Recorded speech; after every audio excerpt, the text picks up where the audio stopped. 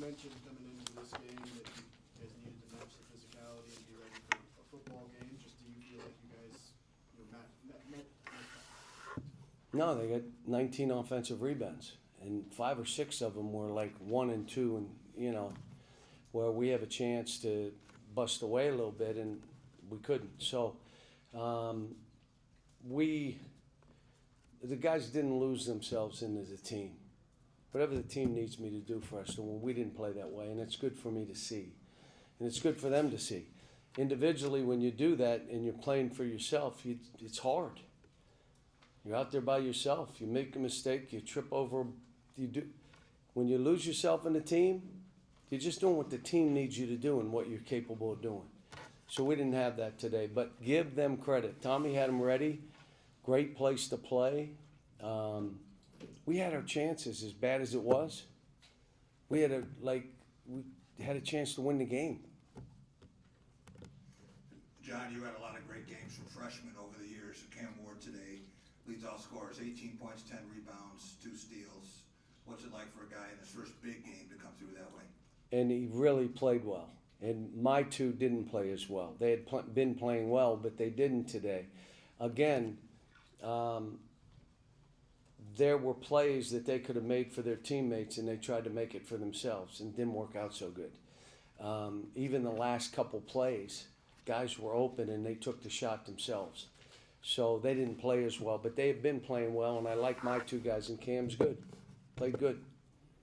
John, I wondered, along those lines, with Jordan Scott, when he's into the 2, how much different is Michigan State, both from a defensive standpoint and a rebounding standpoint? He seemed like he gave him a little more of that length. He did, and I think they were thinking about us, and they wanted more length on my guards, and that's why he probably did it, Tommy, but you'll have to ask him. Coach Cal, I know you haven't coached here. Have you ever been in this building for any reason to see a kid, or any other reason? I really haven't been in this area, so I hate to tell you, I kind of knew it was the capital, but I didn't know it was the capital. And, so it's a neat, I can see why Tommy stayed here. And this building, this is a great building. Then I found out, how old is it? Was it built in 1989? Yeah. Think about that. This building's like, what? Now, they must have gone through and done things to it, the concourse and trophy cases and all that stuff, but it's, and the fans having the students all around the lower area, it makes it a good place to play. I told them this is what we're doing, and, I was stunned we were up 3 at half, guys, the way we played. And then, there was just 2 or 3 stretches that we could not get a basket, make a play, and so it happened that way. But again, to finish, this was enjoyable. I'm glad that we came up here, and you want to win every game. At this time of the year, you win or you learn. We learned. We learned. We learned about each other. Guys got to take responsibility, hold themselves accountable. That's hard. How surprised are you that Thomas stayed 31 years and still coaching at age 70? Is he 70? Yeah. He's not 70. 71 in January. His wife's 40. How could he be 70? No, I knew he was 70, but he and I have been friends for so long. It's funny, my wife met his wife for the first time today, but when he and I get on the phone, she's listening and my wife's listening, and we're going back and forth and we're laughing, and, I get off and my wife says, you need to talk to him more so you can laugh. And he's, so I hate to play friends. I'm happy for him. But, and then if we won, I would have been happy, but I would have been disappointed for him. I don't like playing friends. But this was a good game for both teams. I think he's saw some things that they got to do better. And we certainly saw some things we better get better at. John, you're right here. I'm curious how much of a scout you had on Cam Ward before this game, because he's played here. Say again? Cam Ward, how much of a scout did you have on him going into this game, and what stood out? Well, we knew who he was. I mean, obviously. But he killed us. We at halftime, like, hey, dudes, like, he's just going and getting every ball. Like, guys, who's, you got to, we did 3 days of blocking out. How'd that help? should have done something different because we'd have had about the same results. Coach, talking about one of your freshmen, Darius Acuff, kind of comes back home. What did you see in his game tonight, coming back playing at the Breslin Center? It wasn't great tonight. I mean, he, critical time stuff, took some shots. I appreciate he and Malik are not afraid to take game kind of winning shots, both of them. But when you fought to get back in the game, you can't take a quick one, and he did it. A couple layups they missed, but he's a really good player. Really good. Did not play great today, but look, the best players I've coached have had to get hit in the mouth. They had to get hit in the mouth. And then you either know you're not delusional, you accept, and you say, all right, that ain't going to work. I got to get better. He's talented that way. And both of the kids I have are very smart. So. You mentioned about the atmosphere of the building and everything. The level of the game in terms of the defensive and offensive side, did you feel like it had maybe a later season vibe to it? It did. Look, if what happens at the end, you got a little more grind. And they grinded it more than we did. I was trying to space the court and do some things, and then I said, screw it, grind with them. It's the only way they're going to grind us for 30 seconds. We're going to shoot in 7. You're going to get buried. And so we started, but we haven't done that as much.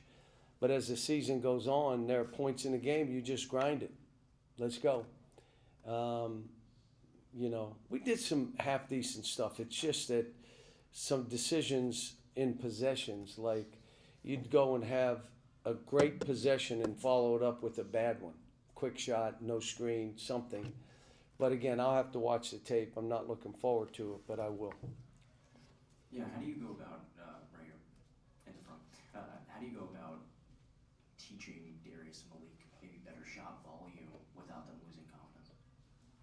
Well, I told Malik at one point, I appreciate the fact that you had the courage to shoot that again. But I also told him, you got it back and DJ Wagner was wide open, throw him the ball. Now he may say, well, I'm a better shooter than him, but you got to trust your teammates too. We had a couple of those. But look, I've done this a long time and you won't believe this. I've done it with young kids. Part of it is you got to hold them accountable. You can't be afraid to coach them. You got to tell them the truth. And you know what my best friend is? The bench. So, you told him after the game, some things you did, you're not playing that way. Not for me. The guys that know me know there's a certain way to play that these kids played 3 games so well, on the road at Memphis, which was a hard game for these kids. And now they come here and the game got so physical, cutting and screening and getting screened, and it wears you out. And now all of a sudden your shooting goes.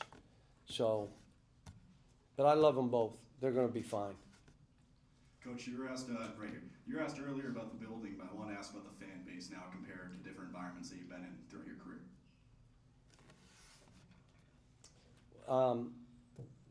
I'm not paying attention most of the cases, but what makes this different is that it's a big building, but you have the students right on top of you, in the lower area, and they're standing and getting into it.